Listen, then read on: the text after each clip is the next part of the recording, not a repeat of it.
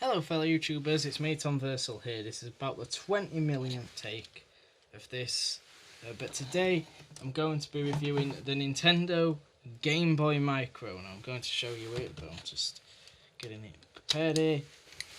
Game Boy Micro. I'm filming this on my old phone, so sorry if the camera quality is just a little bit less. That's just because of memory issues. But yeah, this is one of my favourite systems of all time. Game handheld systems, you know, because it's really compact, really small. Here's a size comparison between it and Game Boy Advance, which is small enough, you would think, which is a bit dirty on the screen. It's got some stain or something. I don't know. Yes, as you can see, it's quite small, very small. This is how it sits in the palm of an average-sized hand.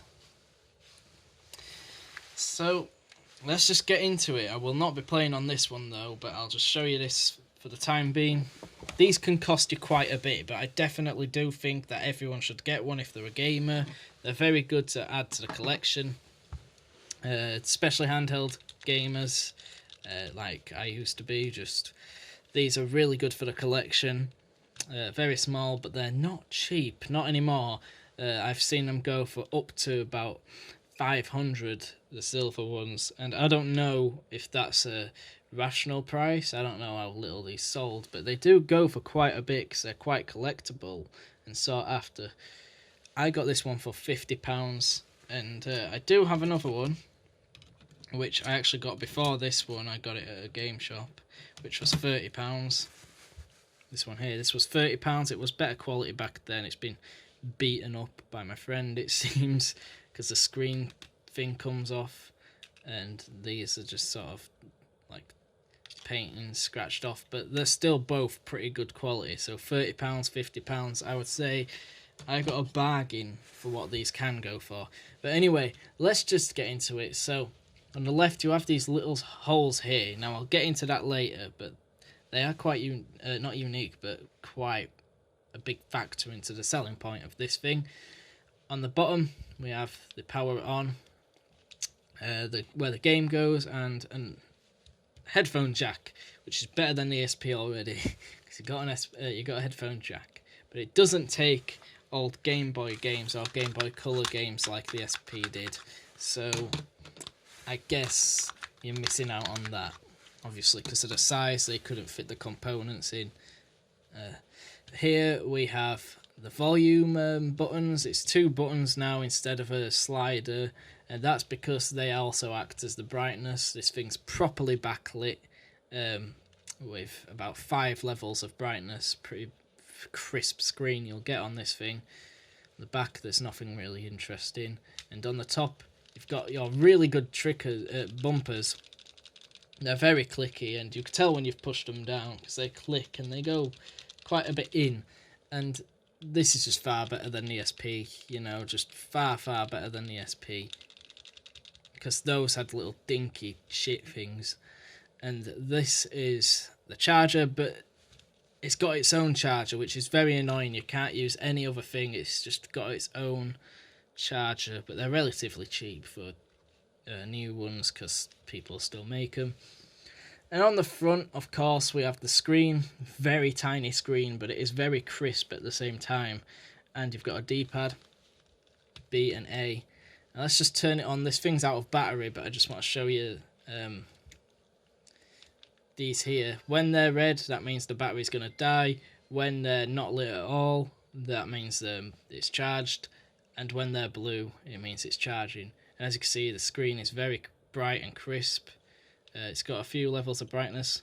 That's the lowest it goes, and that's the highest it goes. So it's a very crisp, very bright screen, even in person, not just on camera. It is really bright. Yeah. Okay, so what was I talking about with these 2 little holes? Well, let's say you take a pen and you push this bottom one, then this top one. The screen pops up. I don't know if you saw that, but it pops up. And well, I'll have to do it again because I just knocked it back in. But if we just try our best, you don't want to scratch anything. You can actually lift this off, and you could wipe your screen with a cloth or whatever, but as you can see, there's the system. Screen's even crisper now, it doesn't have that over it.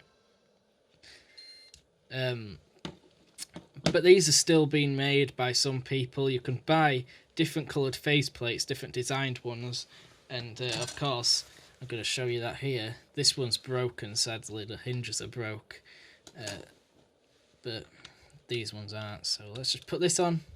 As you can see, it doesn't click in with this one because this one's broke the hinges on the system itself, but yeah, that looks pretty cool, doesn't it?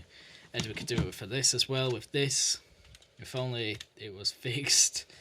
But you put it in these two little slots here, like they hook on, and it'd usually have some things to click into. That looks really cool, doesn't it?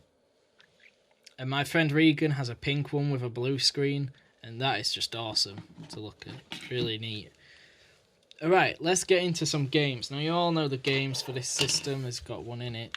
This one. I'm going to be reviewing the game, well, not reviewing the games, but showing you the games on the silver system, because this one's got battery, because I never use it. So the first one I'm going to be showing you is Namco Museum, and that's just because I want to show you some things that this thing's good at. Now, sadly, it needs blowing into, just like every old game does. And yeah. So this is a really comfortable system as well, in my opinion. I know a lot of people disagree, but I never really have issues for it. Just don't play with it for hours on end and you won't get cramp. But look at this menu. This menu really doesn't look 16-bit, especially on the micro. When it's a bit enlarged, like on the SP or the original Game Boy, yeah, you might be able to tell it's 32-bit and whatever else, you know, handheld game. But here, it looks really good and just great. Now, of course, you can play Pac-Man like this, squashed down, or you could play it like this, where it's scrolling. But one good thing you could do with this version, and well, you could do it with every Game Boy Advance because it's part of the game, obviously, but do it again and play it in portrait, and it really suits the Game Boy Micro. It's like one of those arcades. And look at how crisp the game just looks. It's really vibrant, colourful, and it was Pac-Man's 40th anniversary yesterday as of filming this, so happy 40th anniversary Pac-Man, one of the most important games of all time. But yeah, look at that screen, and it's just really cool, you know. Right, another game I want to show you is Mario Kart Super Circuit, one of my favourite games for this system. I know a lot of people don't like it. It's not my favourite Mario Kart anymore, but it's still a really good game, especially for the Game Boy Advance. I'll just skip that. But if you're playing it on a Game Boy Micro, the graphics are just really good. I'm just going to play as Mario just to show you the graphics. I'm pretty bad at this game these days because I don't really practice it as much as I used to. I'll go on this cup because this one's got a good first track. But as you can see, obviously the graphics aren't like console level good, but if you were playing this back in the day, you'd probably be pretty impressed. And also, on the Game Boy Micro, they don't look pixely. I mean, obviously you could tell they are pixely, but what I mean is they don't look horrible. If you're playing this on an emulator or an SP, not to rip on the SP, because I do love that system. God, I'm sucking right now. But I do love that system. But just the graphics look so much more nice on this system because of the smaller aspect ratio. Imagine in person you were playing it from this far away. It just looks good, doesn't it? Maybe not on camera, and I'm not really focusing right now at all, but this game looks really good on this system. Any 3D game looks really good on this system. I don't know. I'm not really focusing right now, but there you go. There's that.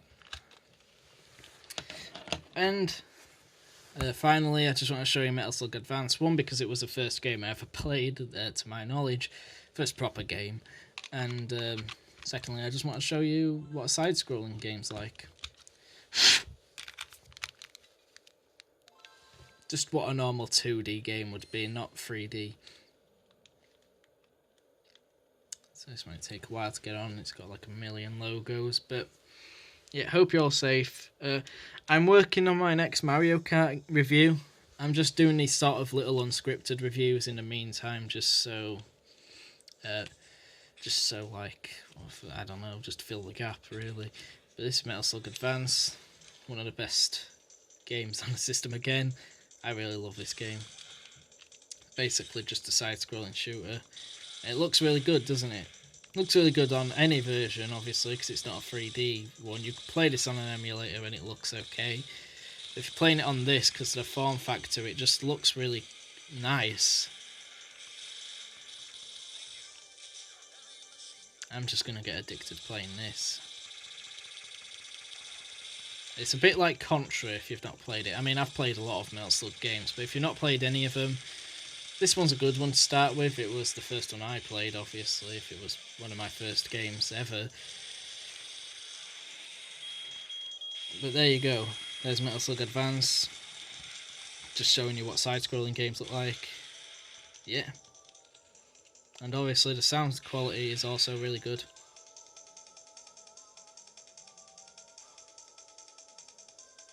And if you wanted to turn down the screen brightness because it's too bright for you, you can. And it still looks just as good. Maybe a bit better on camera, not in person. I totally prefer it brighter, but